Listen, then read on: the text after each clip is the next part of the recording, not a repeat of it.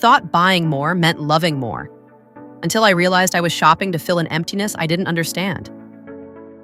My name is Charlotte, and I live in Des Moines, Iowa. I'm 38 years old, a middle school English teacher, a wife, a daughter-in-law, and a mom of 2 wild little boys who can turn any quiet evening into a wrestling match. There are 6 of us under one roof. My husband, Andrew, our 2 sons, and Andrew's parents, who moved in with us 5 years ago after my father-in-law retired. It sounds warm and lovely, and in many ways, it is. But let me tell you, managing money for 6 people is no joke. Andrew is the kindest man you could ever meet. He's steady, loyal, and hardworking.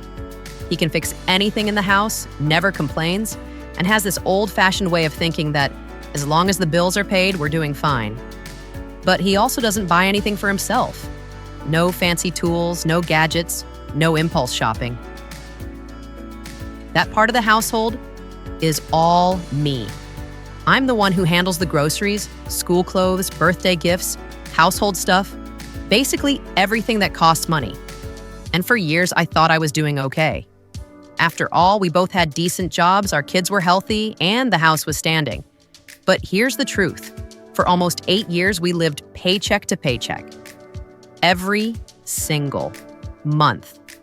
We'd get our salaries, pay the bills, buy groceries, splurge a little because we deserve it, and then, poof. The money was gone before the next paycheck came in. And every month, I'd promise myself that next time would be different. If you had walked into our house on a Sunday, you'd probably think we were living our best life. The kitchen always smelled like roasted chicken or steak sizzling in butter. There were bowls of fresh fruit on the counter, cartons of organic milk in the fridge, and enough snacks in the pantry to feed a football team. Every weekend, we'd load up our minivan and head to Hy-Vee or Costco. The kids would run down the aisles, tossing boxes of cereal into the cart. My mother-in-law would suggest we get just a little more fruit. And I'd nod because, well, it's healthy, right? Andrew would quietly push the cart behind us, smiling, while I threw in whatever caught my eye. New flavored yogurt, imported cheese, fancy granola, steak for Sunday dinner. By the time we reached checkout, our cart looked like a mountain, and so did the receipt. We used to say, a big family needs big meals. We work hard, we should eat well. And I truly believe that. Feeding my family felt like love. But the part I didn't want to admit was what happened 3 days later. I'd open the fridge and find slimy lettuce, forgotten leftovers, milk that had gone sour, half a loaf of bread, moldy, yogurt cups that expired last week. The garbage can would fill up fast. Sometimes I'd throw away things we hadn't even opened. Once I remember tossing a whole pack of strawberries that had gone bad, and my mother-in-law sighed, "Such a waste, Charlotte." She didn't mean it to hurt me, but it did. Because deep down, I knew she was right. I kept telling myself, I'm doing this for my family. But really, I was doing it for the feeling of being a good mom, the feeling of abundance, the feeling of control. Except ironically, I had none. Every payday felt like a fresh start. I'd sit at the kitchen table with my cup of coffee, looking at the bank balance and thinking, okay, this month will be different. This time, I'll save. And then, life would happen. There was always something. A friend's birthday dinner, a 40% off sale at Target. The boys needed new sneakers because they'd outgrown the old ones overnight. Or the school fundraiser that only cost $20. Sometimes it was just temptation. Scrolling through Amazon late at night, adding things to my cart that promised to make my life easier. A new organizer for the pantry, matching storage bins, a cute sweater on sale. Click, add to cart, done. I told myself these were small things, harmless things, but they added up. And by the end of the month, I'd be standing at the grocery checkout, praying that my card wouldn't decline. Every month, the same story. Every month, the same promise. Next time, I'll do better. I just didn't know how. The turning point came on a rainy Saturday afternoon. I was balancing the checkbook, something I hadn't done in months, and I saw it. Over $800 gone in 1 month, spent on random things. Coffee runs, online deals, takeout dinners, toys, candles. little treats that made me feel good for 5 minutes. $800? That's 2 weeks of groceries. That's half our mortgage payment. I stared at the screen, and for the first time in a long time, I felt ashamed. Not because I didn't have money, but because I didn't even remember what I'd bought. And then, a few days later, came the second wake-up call. I was cleaning out the fridge and realized we'd thrown away over $250 worth of food just in that 1 week. Leftovers, spoiled produce, expired milk.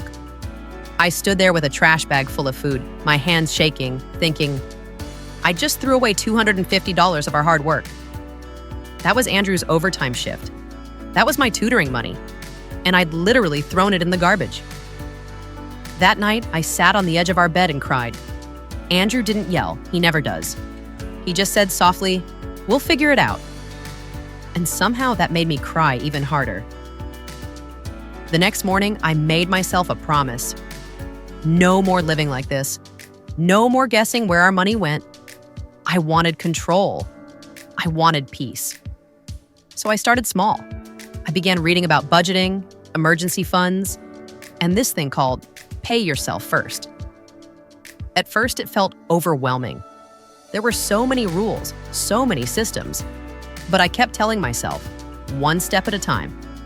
I watched YouTube videos about families who managed their money well. I took notes from financial podcasts on my way to school.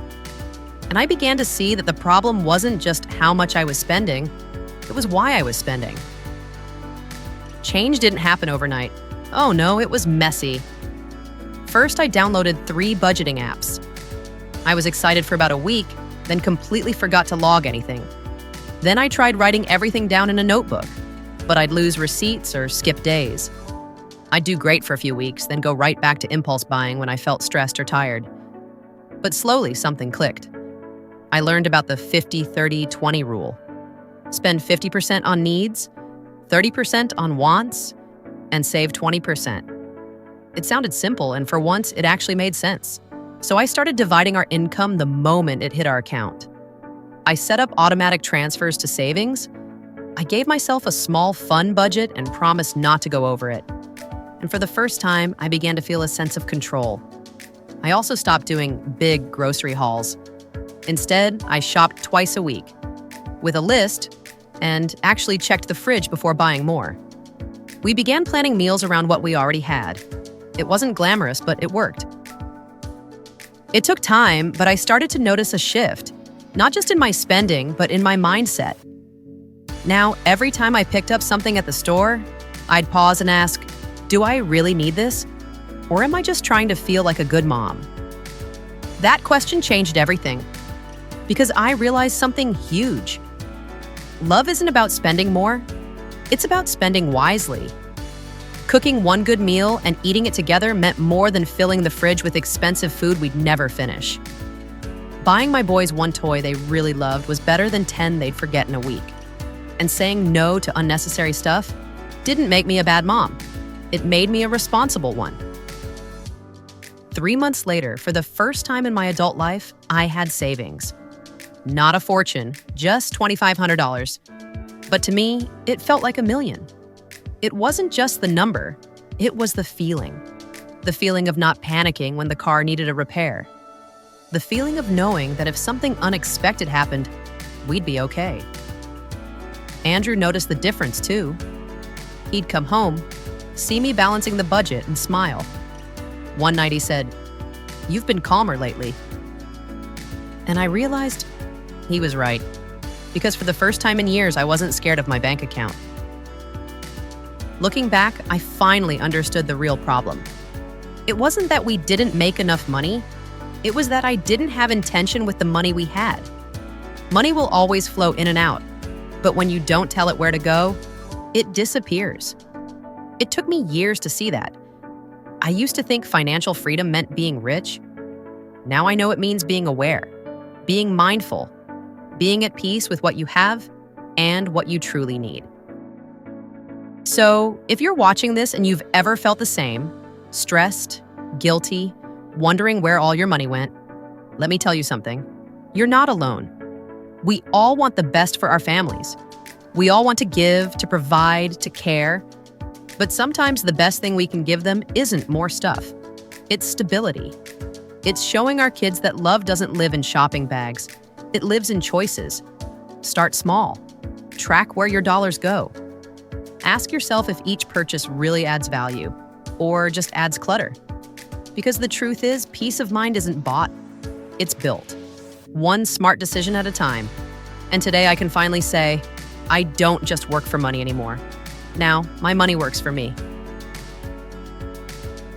What about you? Have you ever found yourself living paycheck to paycheck just like I did? Share your story in the comments below. I'd really love to hear from you. Don't forget to like this video if you can relate and subscribe to Smart Family Finance, where we learn how to make our money work for us instead of watching it disappear at the end of every month.